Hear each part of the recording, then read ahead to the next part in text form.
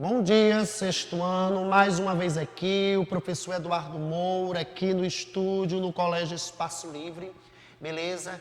Então hoje eu quero trabalhar com vocês o capítulo 3, certo? Que eu vou trabalhar aqui com vocês, repetindo mais uma vez o capítulo 3 da unidade 4, que traz como tema o Império Romano.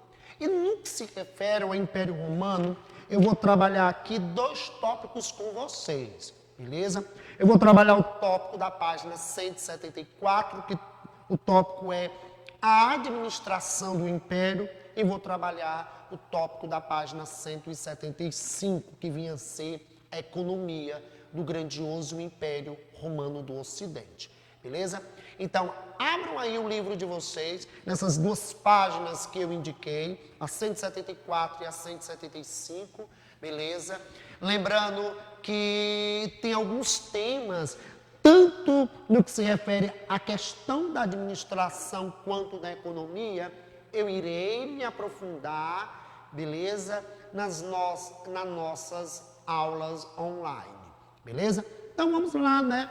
Vamos começar a estudar o governo de Otávio Augusto, beleza? E, né, estudar esse governo e o que foi instituído, estabelecido por esse governo no que se refere à administração de um dos maiores impérios e podemos dizer assim também um dos mais poderosos impérios do mundo antigo, beleza? Então vamos lá.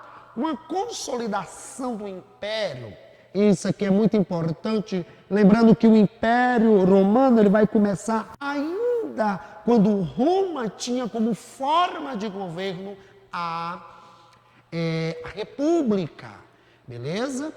Então o Império Romano, as conquistas territoriais, elas começaram ainda quando Roma era república, ou seja, quando o Estado romano tinha como forma de governo a república. E é nesse contexto em que vai ocorrer a centralização do poder, ou seja, os imperadores passaram a ter extremos poderes para governar o império. Por isso que aqui no primeiro parágrafo, né, a expressão centralização do poder. Significa dizer o quê? Que o imperador ele passou a ter muito poder e muita autoridade, certo?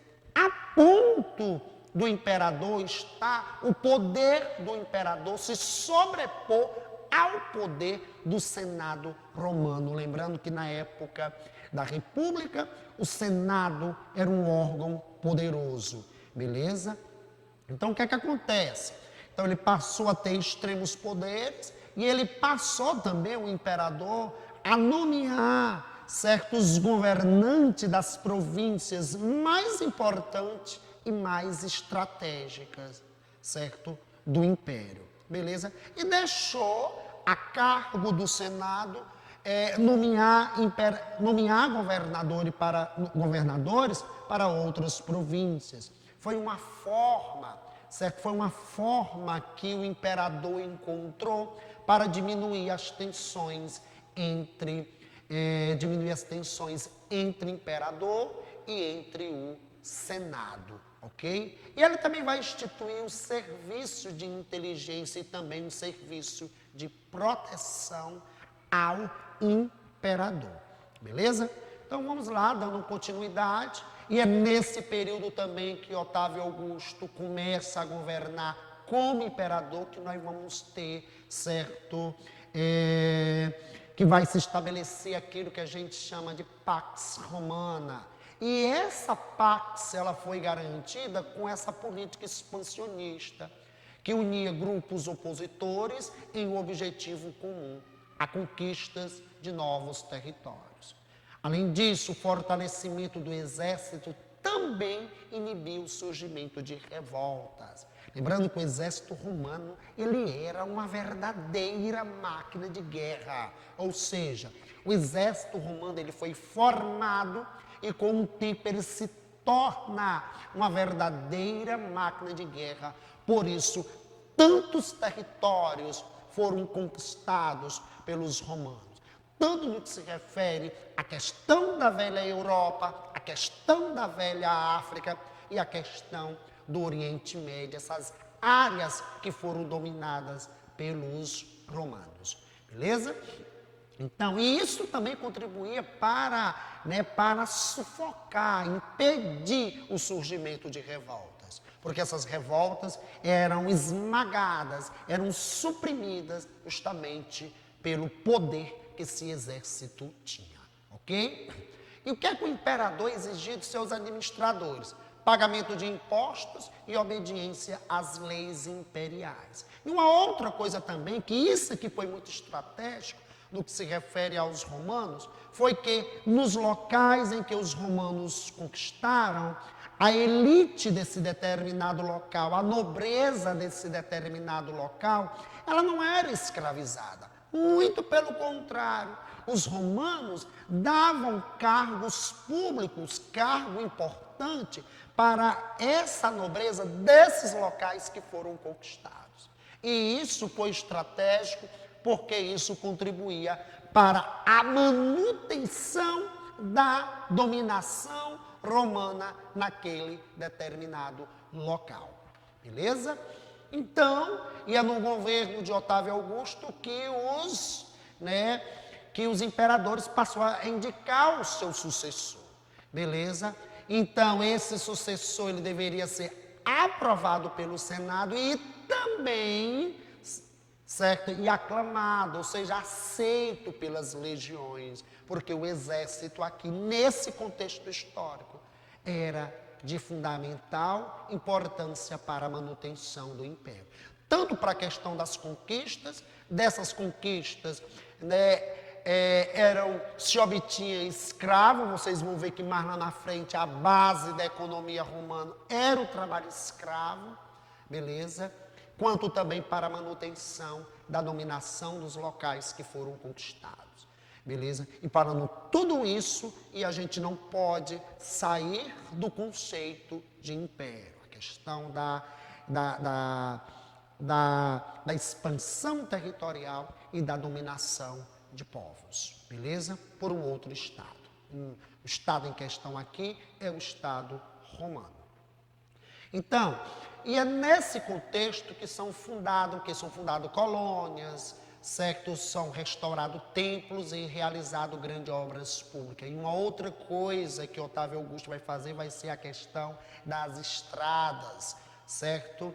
Essas estradas, lembrando a vocês que isso não é algo novo, isso não surgiu aqui com os romanos, pelo contrário, isso vai surgir lá na velha Pérsia, certo? Vocês se lembram que no governo, na administração de Dário I, foi criado vastas estradas, justamente que contribuía para a circulação de pessoas, de informação, comércio, e tudo isso vai ser importante para o império. Também isso vai contribuir para a manutenção do império também, ok? Então agora a gente vai para a questão da economia do império. Lembrando que esse tópico aqui eu vou aprofundar ele na sala de aula virtual, porque tem algumas coisas aqui que são importantes, que eu preciso me aprofundar ainda mais, principalmente na questão da administração, quanto na questão da economia.